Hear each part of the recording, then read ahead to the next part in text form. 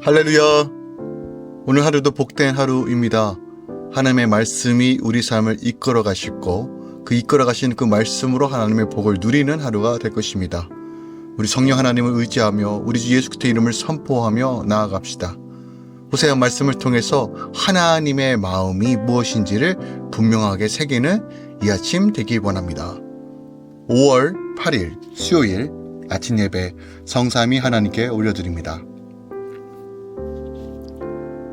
오늘 하나님의 말씀은 호세아 8장 1절부터 14절까지입니다. 호세아 8장 1절부터 14절까지입니다. 나팔을 내 입에 댈지어다. 원수가 독수리처럼 여호와의 집에 덮치리니 이는 그들이 내 언약을 어기며 내 율법을 범함이로다. 그들이 장차 내게 부르짖기를 나의 하나님이여 우리 이스라엘이 주를 아나이다 하리라. 이스라엘이 이미 선을 버렸으니 원수가 그를 따를 것이라.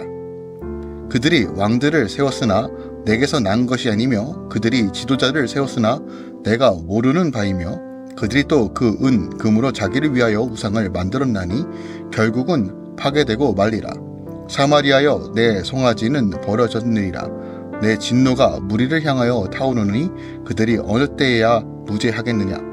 이것은 이스라엘에게서 나고 장인이 맞는 것이라 참신이 아니니 사마리아의 송아지가 산산조각이 나리라.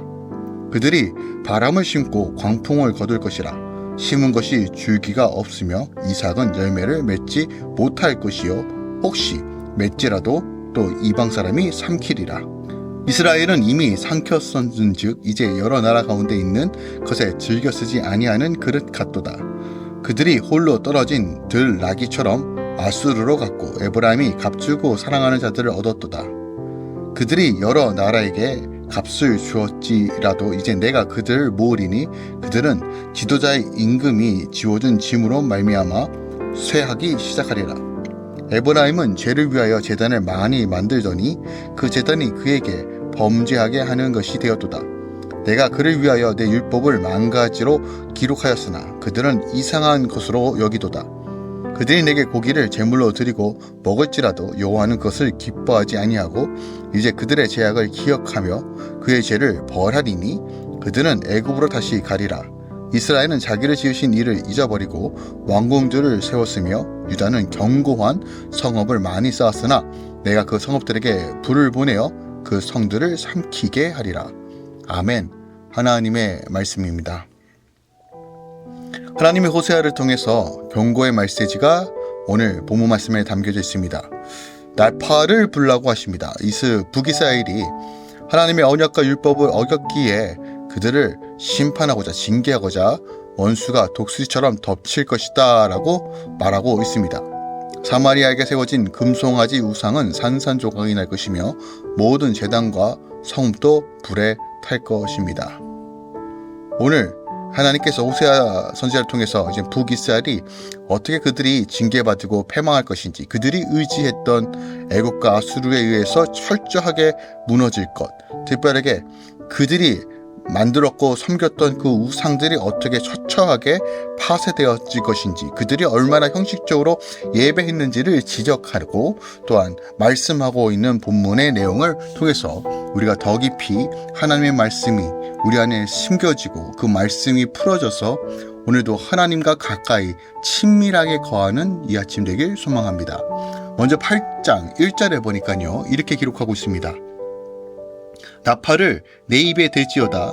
원수가 독수리처럼 여호와의 집에 덮치리니 이는 그들이 내 언약을 어기며 내 율법을 범함이로다 라고 말합니다.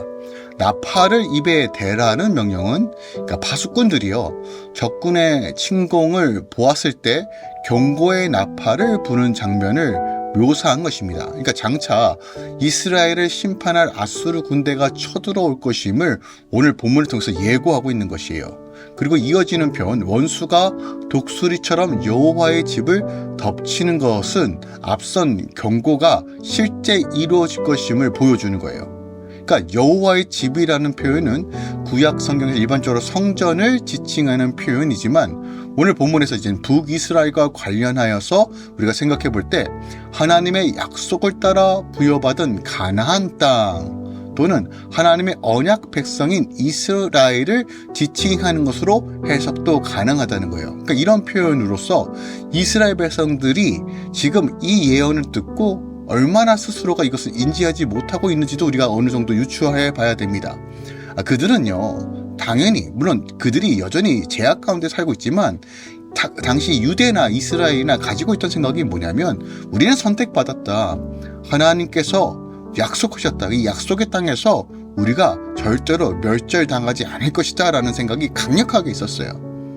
우리는 선택받았으니까 그래도 하나님께서 우리를 지키실 것이다 라고 하는 이런 어떻게 보면 막연한 믿음을 가지고 있었다는 거예요. 그러나 하나님은 오늘 말씀에서 말씀하신 것처럼 약속의 땅에 거하여 영원히 안전할 것이라고 생각하는 그들에게 심판과 징계, 파멸의 경고를 선언하시는 거예요.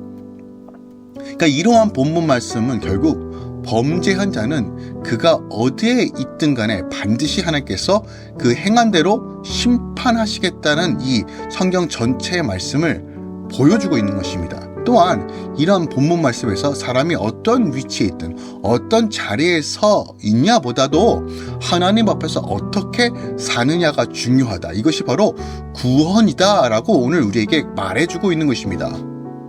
이건 에베소서랑 동일한 말씀, 성경 전체가 말하고 있는 것이에요. 신문의 변화와 수준의 변화. 즉 북이스라엘은 신문의 변화는 경험했지만 수준의 변화를 경험하지 못했기 때문에 지금 구원을 경험하지 못하고 심판과 징계를 경고받고 있는 것이에요.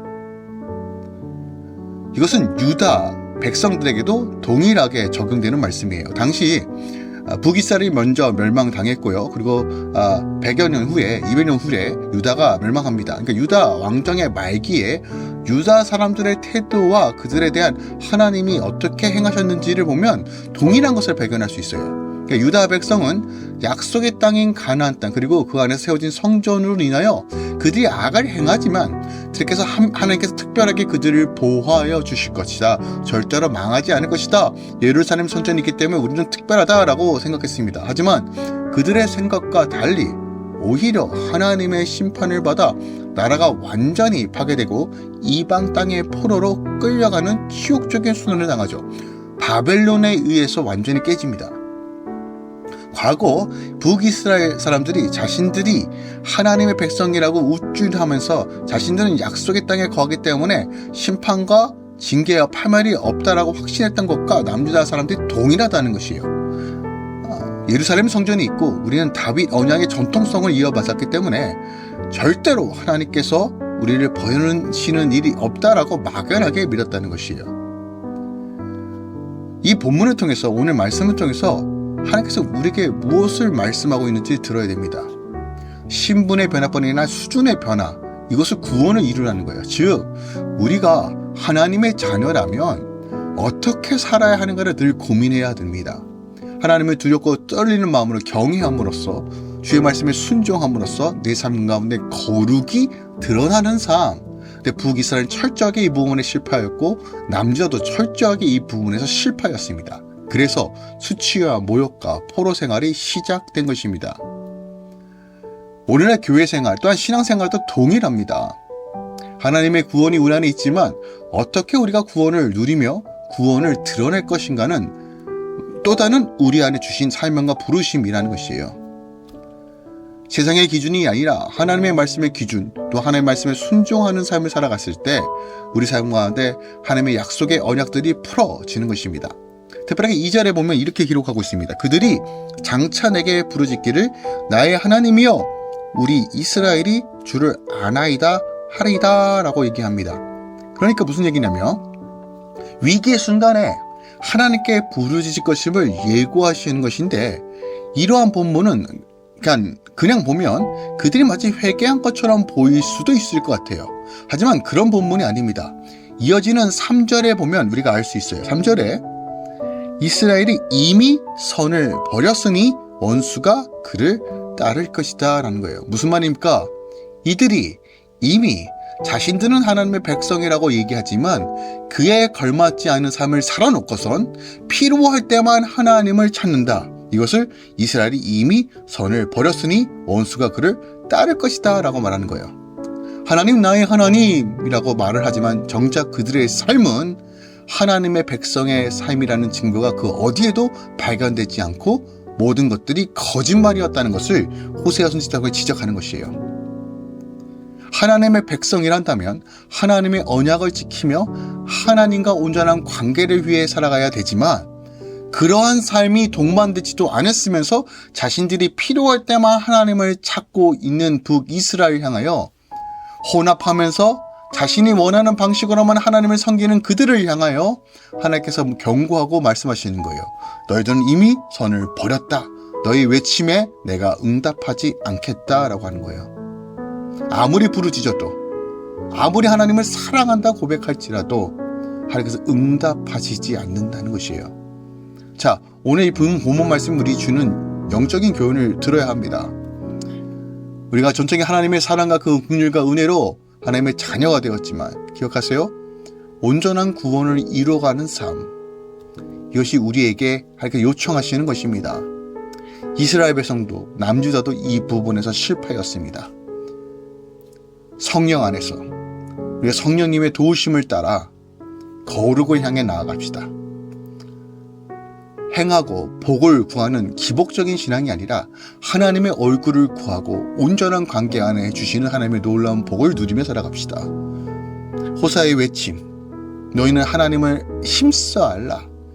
하나님을 아는 것이 전부다라고 말하는 이 메시지에 우리가 다시 한번 주목하며 주님의 얼굴을 구하며 주의 음성을 따라 걸어가는 이 아침 되길 소망합니다. 오늘도 여러분의 삶 가운데 하나님의 풍성함과 늘 하나님 안에서 믿음으로 성취하는 오늘 이 아침 되길 예수 그리스도 축원드립니다. 기도하겠습니다. 사랑하는 주님 감사드립니다. 하나님, 우리 신분의 구원뿐만 아니라 수준의 구원까지 온전히 이루어지길 원합니다.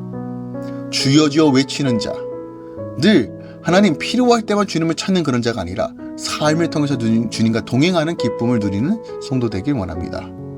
오늘 호세다의 외침, 특별하게 오늘 본문 11절에 보니까 주님, 에브라임이 죄를 위해 제단을 많이 드렸다고 말합니다. 하나님, 나 예배 드렸어요. 하나님, 나 이거 했어요. 헌신했어요. 11조 했어요. 이런 방식으로 관계가 아닌 내 의무만 다했다라고 하는 복 달라고 하는 그런 방식의 어린아이 수준이 아니라 정말 어떠한 수단과 방법을 가리지 않고 주님께 가까이 가는 주님 그 친밀함의 모든 것을 거는 거룩한 성도 되게 하여 주시옵소서. 형식적이고 종교적인 신앙이 아니라 진실되게 하나님을 사랑하는 방식으로 살아가는 성도 되게 하여 주시옵소서. 이제는 우리 주 예수 그리스도의 은혜와 우리 하나님 아버지의 놀랍고 지극하신 사랑과 성령 하나님 내리고 또 충만 역사하심이 이제부터 영원까지 함께 계시길 간절히 축원하옵나이다. 아멘.